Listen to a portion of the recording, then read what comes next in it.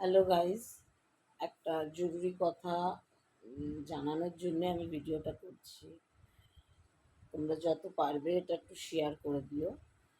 যারা সন্তোষকর মানে সন্তোষ মিত্র স্কোয়ারে যাবে তারা অবশ্যই কলেজ স্কোয়ার হয়ে যেও। সন্তোষ মিত্র স্কোয়ারে শিয়ালদা হয়ে গেলে কিন্তু তোমাদের মিনিমাম 1 থেকে 1.5 ঘন্টা হাঁটতে হবে। সুতরাং তোমরা অবশ্যই কলেজ স্কোয়ার হয়ে যেও। কলেজ স্কোয়ার দেখে তারপর সন্তোষ মিত্র স্কোয়ারে ঢোকো। প্রচণ্ড ঘোরাচ্ছে।